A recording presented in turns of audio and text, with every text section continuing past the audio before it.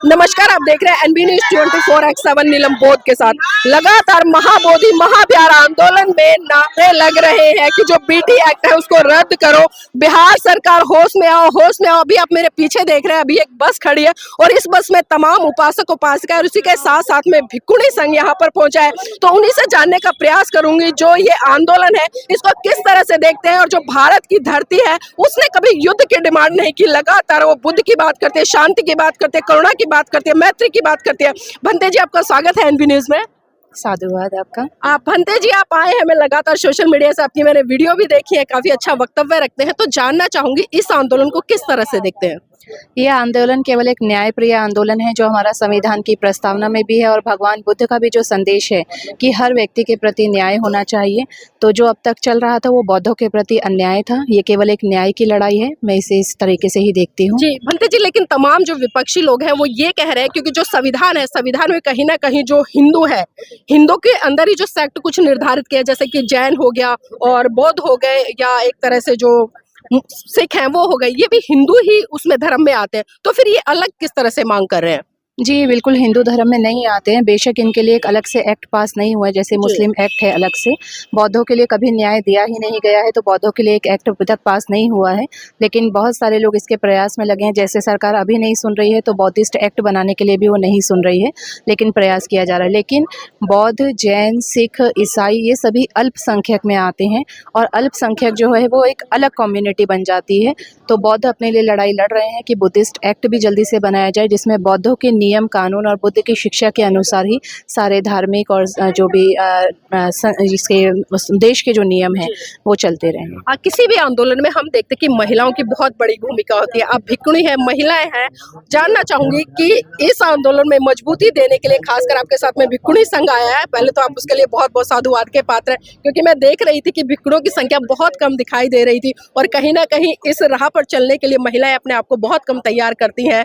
तो भंते जी, यही सवाल है मेरा कि जो ये आंदोलन है, आपकी जो टीम है, किस तरह से इसको आगे प्रचारित प्रसारित करेंगे या इसमें अपना समर्थन देंगे। मुझे लगता है, जैसे मैं हमेशा भी कहती हूँ, 2500 वर्ष पूर्व एक आंदोलन माता महाप्रजापति गौतमी जी ने शुरू किया था, जो भगवान बुद्ध की पालन पोषण करने वाली माता थी। और वो 500 शाक्यानी रानियों के साथ कपिलवस्तु से निकली थी, तो वो अपने आंदोलन में सफल हुई थी। भिक्खुनी संघ शुरुआत हुई थी। तो मुझे भी ऐसा लगता है कि प्रत्येक आंदोलन में महिलाओं का होना बहुत ज़रूरी है, क्योंकि महिलाएँ जो हैं कहीं ना कहीं आपको धैर्य, सहनशीलता और नरमी से पेश आकर के उस आंदोलन को सफल बनाने में प्रयास करती हैं।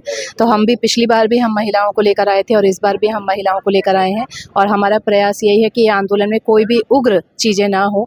ये आंदोलन भगवान बुद्ध की शिक्षा के अनुसार करुणा, मैत्री पर शांति से ही आंदोलन चलता रहे, जिसमें महिलाएं निश्चित रूप से एक अहम भूमिका निभाएंगी। लेकिन एक सवाल बहुत बड़ा खड़ा होता है भारत देश में, क्योंकि जिस तरह से महिलाएं अपने क्षेत्र में निकल कर आई, चाहे वो कोई भी क्षेत्र हो, और महिलाओं ने अपनी योग्यता के बल पर कहीं ना कहीं अपना वर्चस्व भी स्थापित किया और अपनी योग्यता का लोहा भी मनवा। लेकिन आज भी जो पुरुषवादी सोच है, हम देखते हैं कि वो महिलाओं को हाशिए पर धकेलने का काम करते हैं। इस पर क्या कहेंगे। खैर, मैंने तो अभी तक ऐसा नहीं देखा है। हाँ, बिल्कुल होता है ऐसा।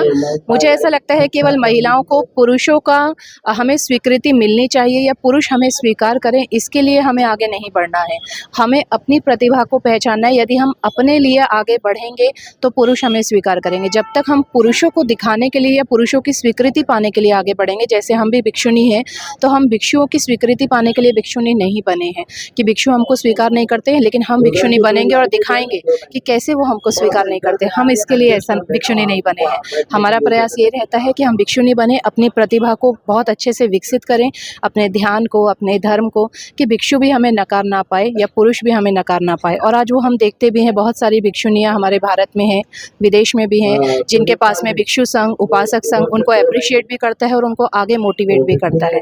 तो महिलाओं को अपनी प्रतिभा पहचानने के लिए साधारण महिला का जीवन और एक भिक्खुनी महिला का जीवन, दोनों में कितना बड़ा फर्क देखते हैं। बहुत अंतर होता है। साधारण महिला सांसारिक जीवन में जीती है, बच्चे, परिवार ही उसके लिए उसकी दुनिया होती है। लेकिन भिक्षुनी जो होती हैं वो प्रज्ञावान जीवन जीती है, भिक्षुओं के समान ही प्रज्ञा को प्राप्त करके जीवन जीती है। तो निश्चित रूप से सांसारिक बाधाओं से और सांसारिक जिम्मेदारियों से तो मुक्त हो ही जाती हैं। और लोगों का जो एक देखने का नज़रिया होता है कि महिला केवल बच्चों को पालने के अलावा या घर गृहस्थी संभालने के अलावा भी ज्ञान के क्षेत्र में भी जाकर के पुरुषों के बराबर प्रज्ञा का प्रसार कर सकती हैं। जी, बहुत बहुत साधुवाद भंते जी, हमारे साथ जुड़ने के लिए। इसी कड़ी में कुछ उपासिका भी है हमारे साथ में।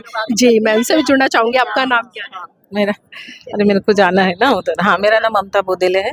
बंदे जी के साथ ही आए हैं। हाँ, हम भैया जी के साथ में आए हैं। तो इस आंदोलन में आप लोग आए हैं, इस आंदोलन को किस तरह से देखते हैं, क्या विचार है और क्या सोचा आपकी? देखो, हमें हमारा जो न्याय है तो वही होना है, क्योंकि हम ऐसा तो नहीं बोल रहे कि उनको यानी बाजू हटा के हमारा यानी तो हमारा जो हक था हमें वो चाहिए, क्योंकि जो एक्ट था तो फिर संविधान के बाद में जो था तो वो तो उन्होंने लागू किया नहीं ना। तो जो संविधान के आधारित जो है तो हम हमारा अधिकार मांगने आए हैं।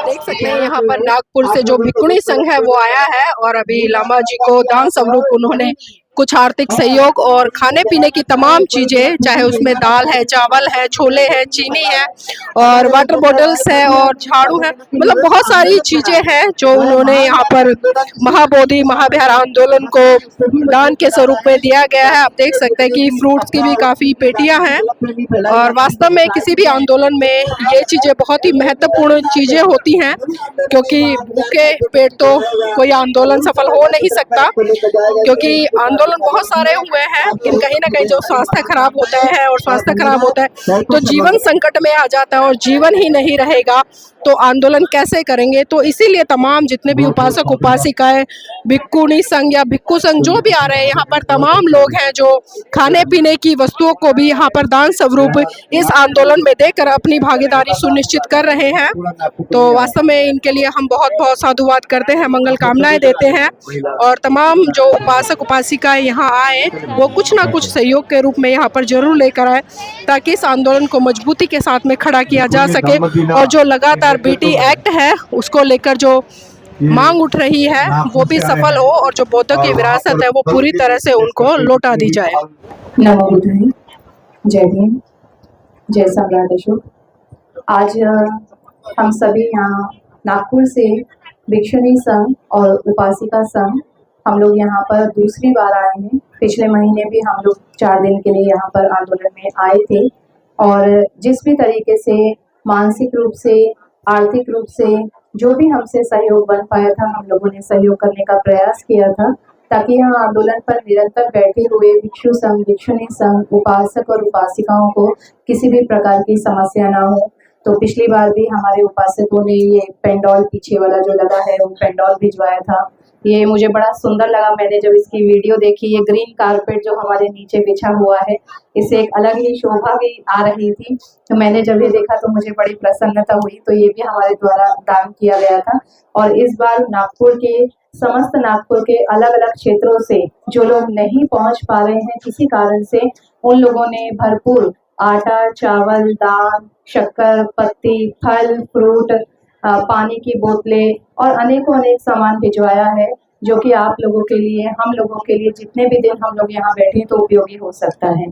क्योंकि हम लोग यहाँ बैठे हैं तो निश्चित रूप से भोजन पानी की आवश्यकता है। ये गर्मी, धूप, बारिश आदि से बचाने के लिए भी हमें तरह तरह की सामग्री की आवश्यकता होती है। लेकिन फिर भी मैं जानती हूँ, मैंने पिछली बार भी अनुभव किया था और इस बार भी मैं जानती हूँ कि ये सब सहयोग से ज्यादा आर्थिक और ये जो सहयोग है इससे ज्यादा जो सहयोग की आवश्यकता है वो शारीरिक रूप से यहाँ उपस्थित रहने की और मानसिक रूप से मनोबल बढ़ाने की है। भंते जी ने अभी जानकारी आप लोगों को दी है, ये हमारे भी संज्ञान में आया कि अभी परसों ही हमने नागपुर में बहुत बड़ा शांति मार्च हुआ, हम लोग भी उसमें शामिल थे। बहुत हजारों की संख्या में दीक्षा भूमि, पवित्र दीक्षा भूमि से चलकर संविधान चौक तक हम लोग आए थे। लेकिन उसके बाद भी हम लोग देख रहे हैं कि बहुत सारे लोग इस आंदोलन को तोड़ने का, इस आंदोलन को 2 भागों में बांटने का प्रयास कर रहे हैं। और ये आज से नहीं हो रहा है, हम लोग जानते हैं, चाहे भगवान के काल से रहा हो, सम्राट अशोक की बात करें, बाबा साहेब के जीवन की बात करें, तो सभी के जीवन में ऐसी परिस्थितियां आई हैं। लेकिन हमें समझना होगा कि यह आंदोलन ऑल इंडिया बुद्धिस्ट फोरम ने यहाँ तक लेकर आए हैं, ऑल इंडिया बुद्धिस्ट फोरम ने यहाँ तक इस आंदोलन को खड़ा किया है। तो हम लोग इस चीज के लिए सतर्क रहें, सावधान रहें कि यदि कोई भी अन्य समिति चाहे पैसे इकट्ठे कर रहे हो या क्रेडिट लेने का काम कर रहे हो, क्योंकि अवसरवादी लोग भी बहुत हैं, बहुत सारे लोगों के पास पैसा तो है लेकिन उनको वो मान चाहिए कि आंदोलन हम कर रहे हैं, हम इस आंदोलन का नेतृत्व कर रहे हैं। तो मैं यही कहना चाहूँगी कि हमें उसको भांपना है, उसके प्रति सतर्क रहना है। ऑल इंडिया बुद्धिस्ट फोरम एकमात्र ऐसी संस्था है जो पिछले 3 सालों से इस आंदोलन को यहाँ तक लेकर आई है और इसी के बुनियाद पर, इसी के आधार पर आज हम लोग यहाँ बैठे हैं और इसी के आधार पर हम इस आंदोलन को सफलता भी दिलवाएंगे।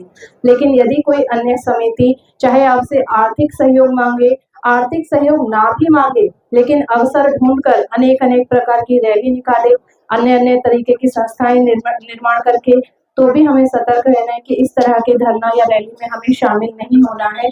और मैंने ये भी देखा, क्योंकि हम जानते हैं कि आकाश लामा जी यहाँ नेतृत्व कर रहे हैं, उनके साथ में कुछ भिक्षु संघ भी है, तो मैंने देखा कि जो अन्य समितियां इस आंदोलन को बांटने का काम कर रही हैं, वो अपने पोस्टर्स पर आकाश लामा जी का फोटो लगाते हैं, लोगों को एक आकर्षित करने के लिए कि लोगों के मन में विश्वास जागे कि आकाश लामा जी आ रहे हैं तो आंदोलन वाले ही होंगे।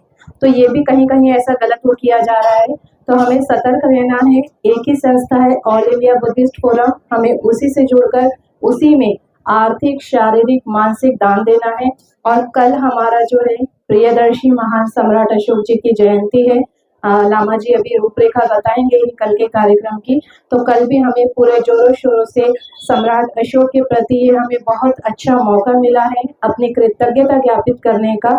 तो हम लोग कल भगवान बुद्ध के महाबोधि महाविहार के समक्ष बैठकर ही हम लोग प्रियदर्शी महान सम्राट अशोक जी के प्रति अपनी कृतज्ञता ज्ञापित करेंगे, अपना श्रद्धा सुमन अर्पित करेंगे कि उन्होंने ये विहार बनाया। तो आज हम 2.5 वर्षों के बाद भी हम लोग यहाँ पर आकर भगवान को देख पा रहे हैं, भगवान को पूज पा रहे हैं और आशीर्वाद ले पा रहे हैं, तो सम्राट अशोक जी की ही देन है। तो उनकी जयंती को हम लोग, उनकी जयंती पर हम लोग उनके प्रति कृतज्ञता ज्ञापित करेंगे, श्रद्धा सुमन ज्ञापित करेंगे। तो लामा जी अभी कार्यक्रम की रूपरेखा बताएंगे ही।